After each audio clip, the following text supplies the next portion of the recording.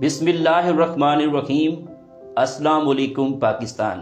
नाजरीन, आप देख रहे हैं आवाज़ बहावलपुर न्यूज़ चैनल और मैं हूं आपका मेज़बान अहमद महमूद। नाजरीन, जैसा कि आप सब जानते हैं कि हम आप लोगों के लिए आज की शख्सियत प्रोग्राम लेकर आया करते हैं। आज मैं आपको जिस शख्सियत का तारुफ करवाने जा रहा हूं, आप किसी तारुफ के मोहताज नहीं हैं। डायनामिक पर्सनैलिटी हमारे साथ मौजूद हैं। हमारे साथ मौजूद हैं हाफिज़ नसीर अहमद एरहार साहब, जनरल सेक्रेटरी जमीयत उलमा इस्लाम सूबा पंजाब। आज हम ख़ास तौर पे जो बात करने जा रहे हैं, 2 दिसंबर को बहावलपुर में तूफ़ान अक्सा कॉन्फ्रेंस के हवाले से आज हम खसूसी गुफ्तगू करेंगे। तो आइए बात करते हैं, मुलाकात करते हैं। अस्सलाम वालेकुम जनाब। वालेकुम सलाम। कैसे हैं आप? ठीक है, शुक्रिया सर, सबसे पहले तो आपको आवाज़ बहावलपुर के स्टूडियो में मैं खुशामदीद कहता हूँ सर। मेहरबानी, बहुत शुक्रिया, आपने दावत दी। सर, दुनिया के अंदर जितने लोगों ने कामयाबी हासिल की है, तालीम की वजह से की है। मेरा पहला आपसे सवाल ये है कि आपने अपनी इब्तदाई तालीम कहाँ से हासिल की? आपका तालीमी सिलसिला कैसा रहा? बिस्मिल्लाहिर्रहमानिर्रहीम वस्सलातु वस्सलामु अला रसूलिहिल करीम, अम्मा बाद। सबसे पहले तो मैं आपका शुक्रिया अदा करता हूँ। आवाज़ बहावलपुर आपका वेब चैनल है, उसका तारुफ हमें हुआ। बहावलपुर के लोगों में अच्छा खासा मकबूल चैनल है सर। तो इस न्यूज़ चैनल के हवाले से आपकी जो वर्किंग है उस पर आपने हमें दावत दी, इस पर आपका शुक्रिया। जहाँ तक आपने मेरी तालीम के हवाले से पूछा है तो मेरा ताल्लुक़ लाहौर से है। बेसिकली मैं लाहौर से बिलोंग करता हूँ, तो मेरी सारी तालीम भी लाहौर ही की है। और मेरा जो तालीमी सिलसिला है वो हिफ्ज़ कुरान से शुरू होता है। इब्तदाई स्कूल की तालीम है और उसके बाद फिर हिफ्ज़ कुरान की तकमील की। हिफ्ज़ कुरान करीम के बाद हमारे यहाँ जो दीनी मदारिस में तालीमी निसाब पढ़ाया जाता है, जिसको दर्स निज़ामी कहते हैं जी। और इस दर्स निज़ामी का आगाज़ सर्फ़ व नहव की तालीम से होता है और फिर उसके बाद फिर मुख्तलिफ़ उलूम हैं, फ़िक़्ह के, तफ़सीर के, हदीस के। तो ये 8-10 साल का कोर्स होता है जिसको अव्वल से आखिर तक कंप्लीट किया जाता है और उसका फिर आखिरी साल दौरा हदीस का साल होता है जी। तो मैंने वो दौरा दर्स निज़ामी का मुकम्मल कोर्स, जिसको आलिम कोर्स भी कहते हैं, और ये MA अरबी, MA इस्लामियात की उसके इक्वल होता है, तो वो लाहौर से किया माशाल्लाह। और इसकी जो तकमील है, जो दौरा हदीस का जो फ़ाइनल जो इसका तालीमी साल है जी, वो हमारे पाकिस्तान का मशहूर इदारा है जामे शरफिया, वहाँ से किया। लेकिन जो मेरी जो पहली जो तालीम है वो हमारा मकामी इदारा है, हमारा अपना दारुल उलूम मदनिया के नाम से लाहौर के बड़े तालीमी इदारों में शामिल है। तो मेरी सारी तालीम तो तकरीबन वहीं की है, लेकिन दौरा हदीस जो हमारा फ़ाइनल साल था वो हमने जामिया शरफिया में गुजारा। तो इस तरह हम जो है वो तकरीबन तालीमी साल ये कोई 13-14 साल पर मुश्तमिल है। ठीक। सर, जमीयत उलमा इस्लाम को आपने कब ज्वाइन किया? जमीयत उलमा इस्लाम को बाज़ाब्ता ज्वाइन करने का इस वजह से याद नहीं है कि हमने जब होश संभाला तो हमारे घर में जमीयत थी। ठीक। मेरे वालिद साहब, मेरे दादा, मेरा पूरा ख़ानदान वो जमीयत उलमा इस्लाम से वाबस्ता था। ठीक। और चूँकि एक पूरी फैमिली का ताल्लुक़ जमीयत उलमा इस्लाम के साथ था, वो उसके वर्कर थे। हमारा इदारा, हमारा घर जमीयत उलमा इस्लाम का मरकज़ था। हमारी जमीयत उलमा इस्लाम की जितनी लीडरशिप थी, कभी मौलाना मुफ्ती महमूद रहमतुल्लाह अलैह हुआ करते थे, उसके बाद फिर मौलाना फजल रहमान का सियासी कैरियर शुरू हुआ, तो वो हमारे घर में उनका आना जाना आम बात थी। तो जब हमने होश संभाला तो हमने अपने घर में JUI की लीडरशिप को देखा, अपने बाप दादा को, अपने ख़ानदान के दूसरे हजरात को जमीयत उलमा इस्लाम की अमली उसमें काम में देखा, तो उससे ख़ुद ब खुद हमारा ज़हन बनता चला गया। लेकिन तालीमी ज़माने में हमें जमीयत उलमा का एक विंग है, स्टूडेंट विंग JTI के नाम से, जमीयत उलमा इस्लाम, उसके साथ काम करने का मौका मिला। तो वो फिर बाकायदा तौर पर 99 में मैंने उसकी रुकनियत हासिल की थी और फिर 2001-2 में मैं उसकी ज़िली लीडरशिप में शामिल हो गया। फिर 3-4 में जाकर सूबे में चला गया और फिर 6 से लेकर 9 तक मैं JTI पाकिस्तान का जो मरकज़ी सदर बना, प्रेसिडेंट रहा। तो तकरीबन मैंने 10 साल फिर JTI में गुजारे। अच्छा। तो स्टूडेंट लाइफ में हमने भरपूर काम किया और स्टूडेंट सियासत जो होती है वो तो बड़ी हंगामी होती है। बिल्कुल। तो उसके बाद फिर हम जमीयत उलमा इस्लाम के अमली उसमें शामिल हो गए बाकायदा तौर पर। تو ایک ذہنی طور پر اور خاندانی طور پر تو ہماری وابستگی پہلے سے تھی، لیکن عملی اور پریکٹیکلی طور پر آپ یوں کہہ لیں کہ میں 2010 سے پھر JUI سے وابستہ ہوں۔ ٹھیک جناب، جمعیت علماء اسلام پاکستان کے حوالے سے بات کریں اور بہاولپور کے حوالے سے بات کریں تو کس حد تک مضبوط ہے؟ دیکھیں، جمعیت علماء اسلام پاکستان کی سب سے بڑی سیاسی قوت ہے جو مذہبی شناخت کے ساتھ پاکستان میں سیاست کر رہی ہے۔ جی، پاکستان میں مختلف جماعتیں موجود ہیں، یہاں قومی سطح کی بھی جماعتیں ہیں، علاقائی سطح کی بھی جماعتیں ہیں، بالکل، جو مختلف صوبوں میں ایسی جماعتیں ہیں جو لسانیت کی بنیاد پر یا مقامی ایشوز پر سیاست کرتی ہیں، علاقائی جماعتیں۔ جی، 2-4 ایسی جماعتیں ہیں جو پاکستان میں قومی سطح کی سیاست کرتی ہیں، اور اس میں جمعیت علماء اسلام ایک نمایاں کردار رکھتی ہے۔ اگر میں یوں کہوں کہ کوئی اس کا کوئی کرائٹیریا ہو، اگر کہ کسی جماعت کو آپ بڑی جماعت شمار کریں پاکستان کی، تو اس کا اگر کوئی معیار مقرر کریں تو اس معیار کے مقرر کرنے پر اگر آپ مثال کے طور پر کہتے ہیں کہ پاکستان کے ہر شہر میں جماعت موجود ہے، تو JUI پاکستان کی وہ واحد جماعت ہوگی کہ جس کے ہر شہر میں دفاتر موجود ہیں، ہر تحصیل میں، ڈسٹرکٹ تو دور کی بات ہے، ہر بستی اور قریہ اس کے لوگ آپ کو ملیں گے، اس کے ورکر ملیں گے، اس کے جمعیت علماء اسلام سے وابستگان ملیں گے جو نظریاتی اور فکری طور پر جمعیت علماء اسلام سے وابستہ ہوں گے۔ اور پھر جمعیت علماء اسلام کا چونکہ جو شناخت ہے وہ مذہب ہے، کیونکہ ہمارا نقطہ نظر یہ ہے کہ سیاست کو مذہب کے اصولوں کے تابع رکھنا چاہیے۔ اگر آپ سیاست کو مذہب کے بغیر چلاتے ہیں تو وہ فرعونیت اور تکبر بن جاتا ہے، اور اقبال بھی کہتے ہیں نا کہ جدا ہو دین سیاست سے تو رہ جاتی ہے چنگیزی، تو یہ چنگیزیت بن جاتی ہے۔ لیکن اگر آپ سیاست کو مذہب کے تابع کر کے چلاتے ہیں تو یہ عوامی خدمت کی، فلاحی کاموں کی ایک بہترین چیز ہے۔ اس اعتبار سے تو جمعیت علماء اسلام پاکستان کی سب سے بڑی جماعت ہے۔ ٹھیک جناب، مولانا فضل الرحمان صاحب کی آنے والے دور میں لیڈرشپ کو کس طرح دیکھ رہے ہیں آپ؟ ہم تو مولانا فضل الرحمان صاحب کی لیڈرشپ کے حوالے سے یہ کریں گے کہ وہ پاکستان کے نہیں بلکہ وہ تو عالم اسلام کے لیڈر ہیں، اور اس فلسطین کے ایشو پر جو آج کل ایک پوری دنیا کا ایک کرنٹ ایشو ہے، ہارڈ ایشو ہے، جی، اس پر مولانا فضل الرحمان نے جو کردار ادا کیا ہے، جی، وہ پاکستان کے صرف عوام کی انہوں نے ترجمانی نہیں کی ہے بلکہ انہوں نے پورے عالم اسلام کی ترجمانی کی ہے، بلکہ میں اس سے آگے بڑھ کر کہوں گا کہ دنیا کے ہر سنجیدہ اور درد دل رکھنے والے انسان کی ترجمانی کی ہے کہ پوری دنیا کے وہ لوگ جن میں انسانی ہمدردی کا جذبہ پایا جاتا ہے وہ فلسطین کے مظلوم مسلمانوں کے ساتھ کھڑے ہیں، اور فلسطین کے مظلوم مسلمانوں کے لیے سب سے بلند اور توانا آواز مولانا فضل الرحمان نے کی ہے۔ تو ان کا ایک تعارف اس وقت پوری دنیا کے سامنے ہے کہ وہ کوئی محتاج نہیں ہے اس کے۔ بالکل۔ اچھا جناب، 2 دسمبر کو مولانا فضل الرحمان صاحب کا بہاولپور میں جلسہ ہے، اس حوالے سے کیا تیاریاں ہو رہی ہیں؟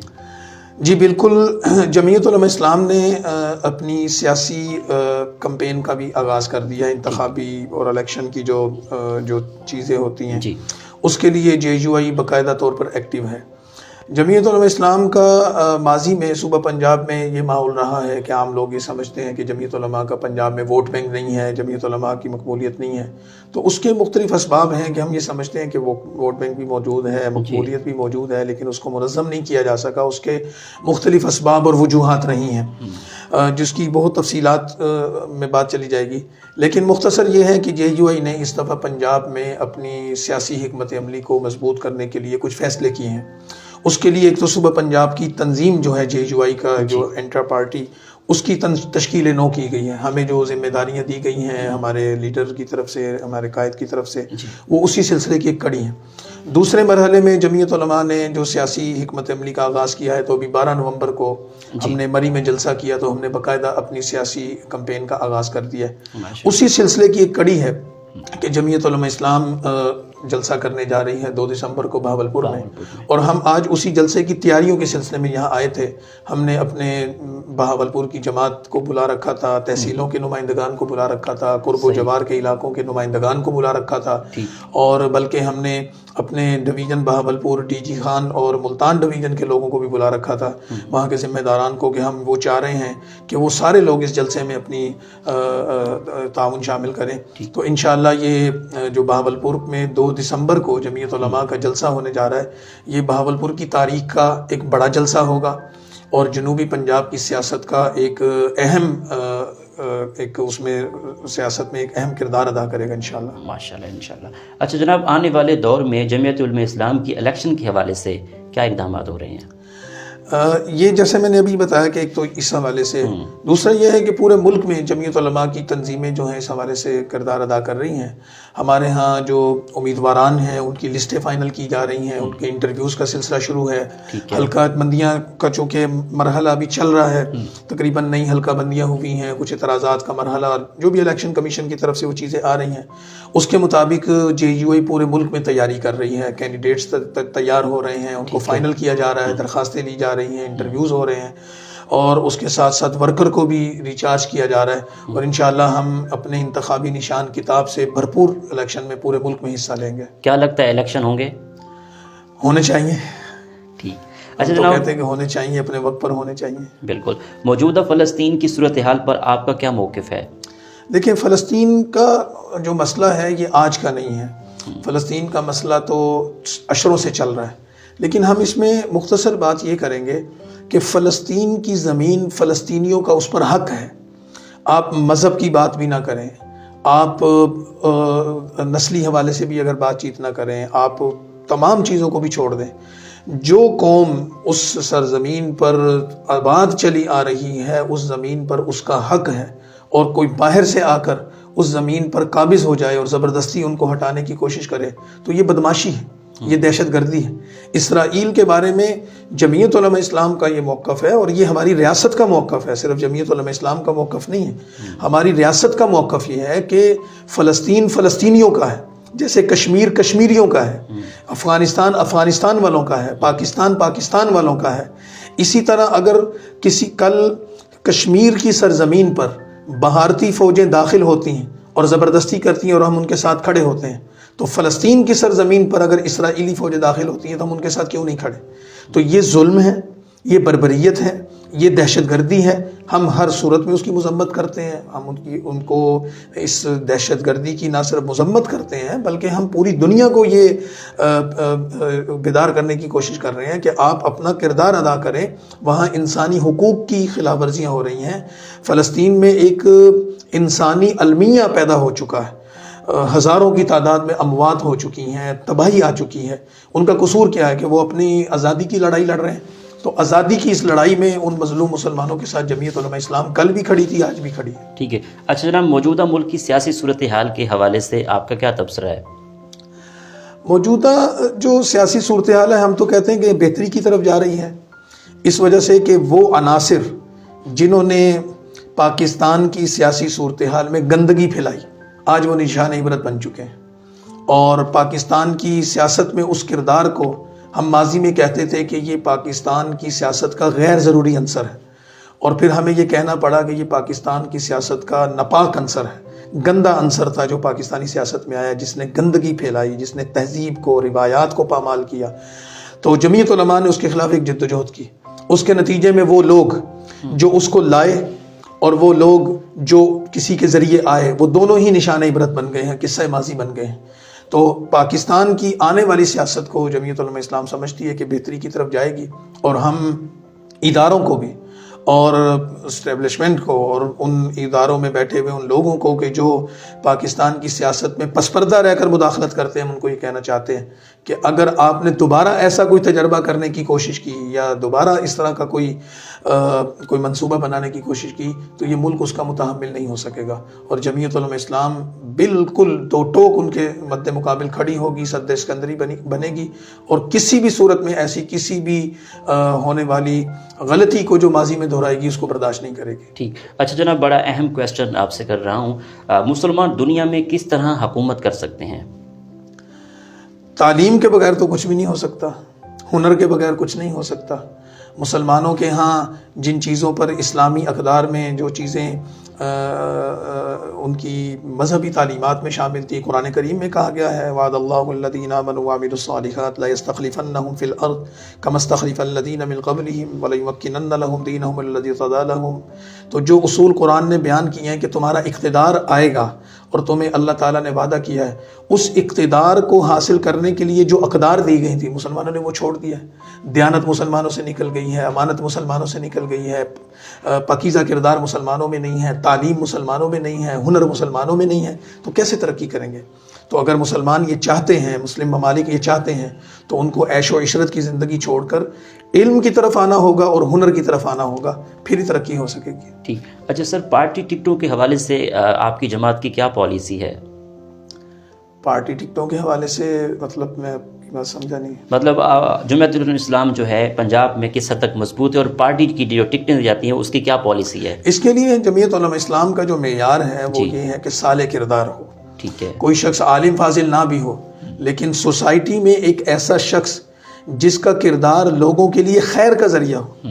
ہمارے ہاں چور, بدماش, جاگیردار, وڈیرے, بدکماش اور ایسے لوگ جو حرام کرتے ہیں, حرام کھاتے ہیں اور حرام ہی ان سے نتائج آتے ہیں, ان لوگوں کو پارٹیاں ٹکٹ دیتی ہیں اور اس کے نتائج کیا نکل. جمعیت علماء اسلام کا نقطہ نظر یہ رہا ہے کہ سیاست ایک پاکیزہ چیز ہے جی, اور اس پاکیزہ چیز کو اس وقت آلودہ کیا جاتا ہے جب آپ بد کردار لوگوں کو سیاست میں داخل کرتے ہیں. وہ جماعتیں جو ہماری ہم اثر سیاسی جماعتیں ہیں, وہ الیکٹیبلز کے نام پر صرف عددی اکثریت بڑھانے کے لیے اقتدار کی بھوک میں وہ بد کردار اور بدکماش اور بدماش لوگوں کو جب ٹکٹ دیتے ہیں تو اس کا نتیجہ کیا نکلتا ہے؟ ظالم لوگ حکمران بنتے ہیں اور وہ ہمیں غلام بناتے ہیں اور ہم پر حکومت کرتے ہیں. جمعیت علماء اسلام کا معیار یہ ہے کہ کوئی شخص کوئی عالم ہونا ضروری نہیں ہے, کوئی فاضل ہونا ضروری نہیں ہے. کوئی بھی سوسائٹی کا ایسا شخص کہ جو معاشرے کی فلاح کا, تعمیر کا کام کر سکتا ہو, اس ملک کی سالمیت کے لیے, اس کی تعمیر و ترقی کے لیے آئین کے دائرے کے اندر رہ کر کردار ادا کر سکتا ہو اور اچھے کردار اور کریکٹر کا مالک ہو, جمعیت علماء اسلام اس کو ٹکٹ دینے میں ترجیح دے گی. Thank you sir. اچھا جناب, پاکستان کے موجودہ تعلیمی نظام کے بارے میں آپ کا کیا تبصرہ ہے؟ یہاں کا تعلیمی نظام تو دیکھیں انڈرسی بن چکا ہے. پاکستان میں تعلیم نہیں ہے, پاکستان میں تعلیم کے نام پر کاروبار ہے. پاکستان میں اگر تعلیمی جو کالجیں ہیں, یونیورسٹی ہیں, آپ کو پتہ ہے کہ یہ تو ایک بہت بڑا ایک مافیا بن چکا ہے کہ جو پیسہ کمانا چاہتا ہے وہ یونیورسٹی بناتا ہے, جو پیسہ کمانا چاہتا ہے وہ اسکول بناتا ہے, جو پیسہ کمانا چاہتا ہے وہ کالج بناتا ہے. تو پیسہ کمانے کے لیے لوگوں کے بچوں کو لوٹا جا رہا ہے اور پھر ڈبل سٹینڈرڈ ہے.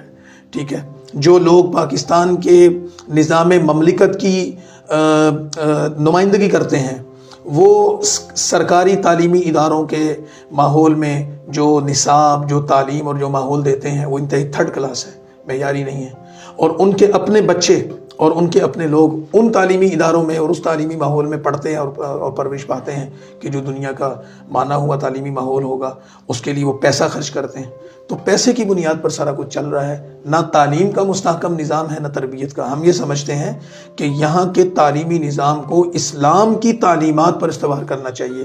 یہاں تعلیمی اداروں میں تعلیم کے نام پر جو کچھ ہو رہا ہے, جو بد اخلاقی ہے, نشہ عام ہے, چوری چکاری عام ہے, جرائم کے اڈے بن چکے ہیں تعلیمی ادارے, اس سے پاک کرنے کے لیے ہمیں بہت محنت کرنی پڑے گی. ٹھیک. پاکستان کی معیشت کو بہتر کرنے کے لیے آپ کی کیا تجویز ہے؟ سب سے پہلے تو سود کو ختم کرنا پڑے گا. اللہ اور اس کے رسول سے اعلان جنگ ہے. پھر ہمیں اپنے اخراجات کم کرنے پڑیں گے. ہمیں حکومتی سطح پر, اداروں کی سطح پر بیٹھ کر سر جوڑ کر بیٹھنا ہوگا کہ ہمیں بیرونی دنیا پر انحصار کم سے کم کرنا ہوگا. ہمیں اپنی جو انکم کے ذرائع ہیں ان پر انحصار کرنا ہوگا, خرچ کم کرنا ہوگا, اپنے نفع کو اور اپنی آمدن کو بڑھانا ہوگا, غیر ضروری اخراجات کو ختم کرنا ہوگا. سرکاری اور غیر سرکاری سطح پر ہمارے ہاں جو باہر سے چیزیں منگوائی جاتی ہیں, جو عمراء کی ضروریات کے لیے اور ان کی خواہشات کے لیے, اس کو ہمیں ختم کرنا ہوگا. پھر ہی معیشت آگے بڑھ سکتی ہے. جب تک یہاں انڈسٹری نہیں لگے گی, جب تک لوگوں کو روزگار نہیں ملے گا, کیسے چیزیں بہتر ہوں گی. ٹھیک. اچھا جناب, بحالی صوبہ بہاولپور آئندہ الیکشن میں جمعیت علماء اسلام کے منشور میں شامل بھی ہے, تو اگر ہے تو اس کا آپ کے حوالے سے کیا موقف ہے؟ صوبہ بہاولپور کے حوالے سے ہم یہ سمجھتے ہیں کہ یہ علاقائی مسائل ہیں. جمعیت علماء اسلام کا یہ موقف رہا ہے کہ مقامی جو ادارے ہیں یا مقامی سطح کے جو لوگ ہیں ان کو خود مختاری حاصل ہو, ان کے وسائل پر ان کی سب سے پہلے دسترس ہو. تو صوبائیت کی جو یہ تقسیم ہے یہ انتظامی تقسیم ہے. اگر 4 صوبے پاکستان میں موجود ہیں اور انتظامی معاملات میں اس میں رکاوٹ پیش آ رہی ہے, تو اگر اس انتظامات کو بہتر کرنے کے لیے عوام کو اس سے فوائد حاصل ہوتے ہیں تو مزید یونٹ بنا دینے چاہیے. اس میں کوئی حرج نہیں ہے، جمعیت علماء اس کے حامی ہے۔ ٹھیک جناب، آپ کی آئیڈیل پرسنالٹی کون ہے؟ ہم تو نبی کریم صلی اللہ علیہ وسلم کو ہی آئیڈیل سمجھتے ہیں۔ رسول اللہ صلی اللہ علیہ وسلم کے بارے میں قرآن کہتا ہے کہ لَقَدْ كَانَ لَكُمْ فِي رَسُولِ اللَّهِ أُسْوَةٌ حَسَنَةٌ۔ تو ایک جو ہم نے تعلیم پائی ہے، جو ہم نے تربیت حاصل کی ہے، ہمارے نزدیک تو اللہ کی تعلیمات کی روشنی میں اللہ کے نبی ہی آئیڈیل اور معیار ہے، اور پھر اللہ کے نبی کی سنت کے جو جتنا قریب ہوگا وہ ہمارے لیے آئیڈیل ہے۔ ٹھیک، آپ کو جناب ٹورازم کا کتنا شوق ہے؟ پاکستان کے کون کون سے شہر اچھے لگتے ہیں؟ آپ کا پسندیدہ شہر کون سا ہے؟ پسندیدہ شہر تو اپنا ہی شہر ہے لاہور، باقی پاکستان کا تقریباً ہر شہر ہر بستی دیکھی ہے، گھومے پھرے ہیں۔ پاکستان اللہ تعالیٰ کی نعمتوں میں سے ایک بہت بڑی نعمت ہے، اور میں سمجھتا ہوں کہ پاکستان کے شہروں میں، پاکستان کی بستیوں میں جو خوبصورتی ہے، جو اللہ تعالیٰ کی دی ہوئی یہاں نعمتیں ہیں، وہ شاید دنیا میں کسی اور جگہ نہیں ہوں گی۔ لوگوں سے ہم دیکھتے ہیں، ملتے ہیں، پتہ چلتا ہے جو حسن، خوبصورتی اور جو روایات یہاں ہیں، ہمیں اس ملک کی قدر کرنی چاہیے۔ ٹھیک، بہاولپور کو آپ نے وزٹ کیا ہے، اس وقت آپ بہاولپور میں موجود ہیں۔ بہاولپور آ کر کیسا لگا آپ کو؟ اچھا لگا، یہاں کے لوگ محبت کرنے والے ہیں، پہلے بھی بارہا ہم آئے ہیں، اور یہاں کے لوگوں کا مزاج بہت اچھا ہے۔ ٹھیک، آپ کو کھانوں میں کیا کیا پسند ہے؟ آپ کی پسندیدہ ڈش کون سی ہے؟ سارا کچھ کھا لیتے ہیں میرا خیال ہے میں سبزی زیادہ شوق سے کھاتا ہوں۔ ٹھیک، آخر میں سننے والوں کو، دیکھنے والوں کو، بہاولپور کی عوام کو آواز بہاولپور نیوز چینل سے آپ کا کیا پیغام ہے؟ میں تو بہاولپور کے عوام سے یہ کہوں گا کہ الیکشن چونکہ ہے، اور الیکشن کے حوالے سے ہی ہم بات کر رہے ہیں، آنے والا الیکشن پاکستان کی تاریخ میں ایک حقیقی تبدیلی کا الیکشن ہونا چاہیے۔ ہمارا نقطہ نظر یہ ہے کہ پاکستان کو پون صدی گزر گئی ہے، اور لوگوں نے، آپ لوگوں نے، ہم عوام نے 75 سالوں میں جن لوگوں اور جماعتوں کو آزمایا، بار بار آزمایا، بار بار ووٹ دیا، انہوں نے ہمارے جذبات کا استحصال کیا، مجروح کیا، ہماری نسلوں کو غلام بنایا۔ تو کب تک ہم ان کی غلامی کرتے رہیں گے؟ یہ وڈیرا سسٹم، یہ جاگیردارانہ سسٹم، یہ جو شاہی مزاج کے لوگ ہیں، یہ کب تک ہم پر حکومت کرتے رہیں گے؟ لہٰذا ہمیں اپنے فیصلے خود کرنے ہیں، اپنے ملک کی بھاگ دوڑ اپنے ہاتھ میں لینی ہے، اور اپنی نسلوں کو ان کی غلامی سے نکال کر آزاد زندگی دینی ہے، تعمیر اور ترقی کی زندگی دینی ہے۔ اس کے لیے آپ حضرات میں، عوام میں ایک احساس پیدا کرنا ہوگا، شعور پیدا کرنا ہوگا، اور اپنے حقوق کے لیے ہمیں باہر نکلنا ہوگا۔